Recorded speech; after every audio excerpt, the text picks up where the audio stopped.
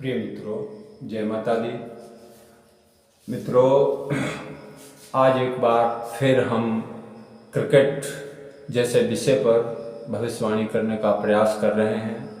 आप लोग अंत तक हमारा वीडियो देखें और हमारे चैनल को सब्सक्राइब करें। अभी तक हमारे द्वारा जो भी भविष्यवाणी की गई माता भगवती की कृपा से वो सही साबित हुई। 22 तारीख को भारत और न्यूजीलैंड का मुकाबला धर्मशाला में होने वाला है, जो दोपहर 2 बजे से प्रारंभ होगा और HPCA स्टेडियम में खेला जाएगा। मित्रों, न्यूजीलैंड की टीम बहुत ही मजबूत दिखाई दे रही है। अभी तक के जो भी मैच हुए हैं उनमें न्यूजीलैंड का प्रदर्शन सराहनीय रहा है। इधर हमारी टीम भी अभी तक अजय रही है। जितने मुकाबले हमारी टीम ने खेले वो सभी जीती है। तो मित्रों, ये 22 तारीख को होने वाला मुकाबला भारत और न्यूजीलैंड का ये बहुत ही रोचक और संघर्षपूर्ण रहने वाला है। दोनों ही टीमें बहुत अच्छा प्रदर्शन कर रही हैं।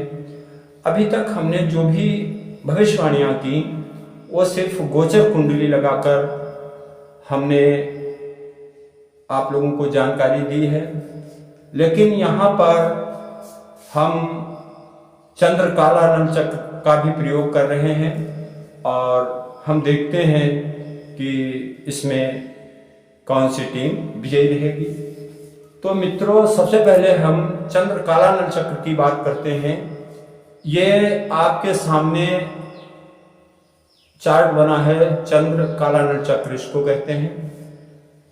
इसमें हम शुरुआत करते हैं कि जिस समय खेल प्रारंभ होगा उस समय नक्षत्र कौन सा होगा।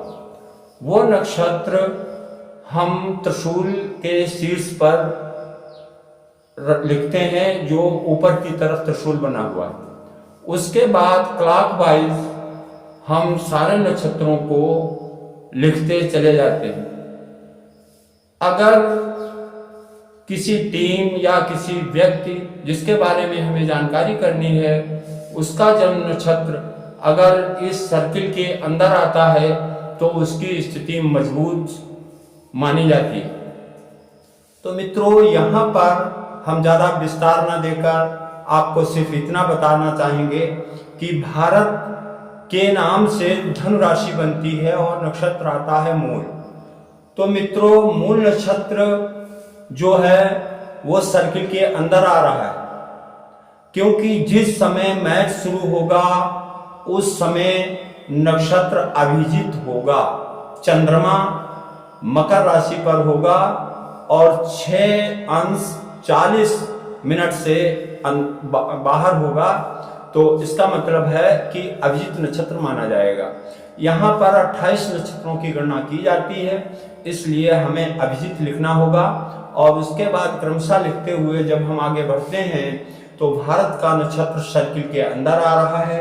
वहीं न्यूजीलैंड का नक्षत्र बन रहा है अनुराधा, जो सर्किल के बाहर है लेकिन त्रिशूल से भी बाहर है, यानी मध्यम स्थिति उसकी दिखाई दे रही है।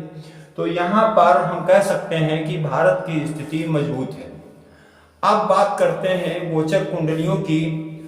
तो मित्रों, जब मैच शुरू होगा उस समय मकर लग्न का उदय होगा।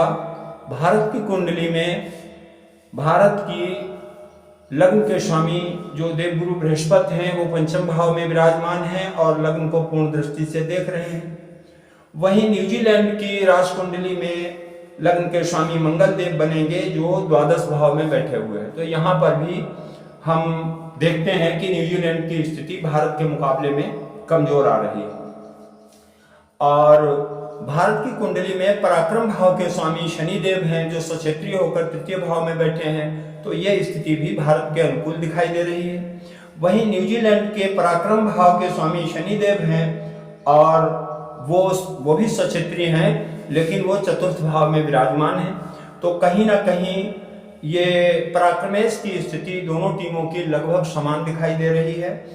और इसके आगे चंद्रमा का अगर विचार किया जाए तो भारत की कुंडली में चंद्रदेव जो हैं वो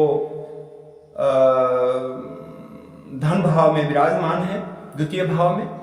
और न्यूजीलैंड की कुंडली में चंद्रदेव का गोचर पराक्रम भाव में होगा, जो न्यूजीलैंड की कुंडली में भाग्य भाव के स्वामी भी हैं। तो इस प्रकार यहाँ पर जब हम देखते हैं तो न्यूजीलैंड की स्थिति के लिए चंद्रमा अनुकूल दिखाई दे रहा है, मगर भारत के भाग्य भाव के स्वामी सूर्यदेव जो हैं वो भी लाभ स्थान में है।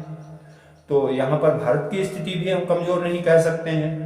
अब यहाँ पर हम डिसाइड नहीं कर पा रहे हैं कि किस टीम के लिए प्लस पॉइंट दिया जाए, तो और आगे बढ़ते हैं। यहाँ पर हम गोचर दशाएं देखते हैं। गोचर दशाओं में उस समय जब मैच हो रहा होगा तो सूर्य की दशा होगी, केतु का अंतर होगा और फिर सूर्य का प्रत्यंतर होगा।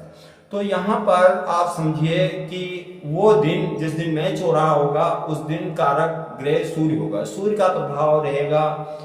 और भारत की कुंडली में सूर्यदेव भाग्य के स्वामी हैं, लाभ स्थान में विराजमान है।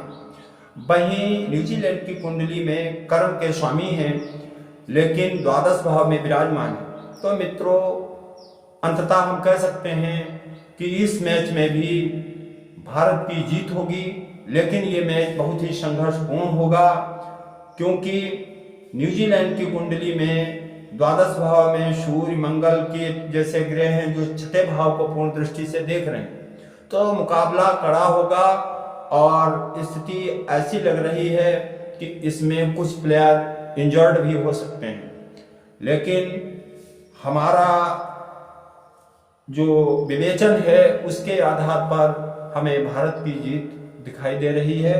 मित्रों, इसी के साथ हम अपना ये वीडियो पूरा करते हैं, फिर मिलेंगे।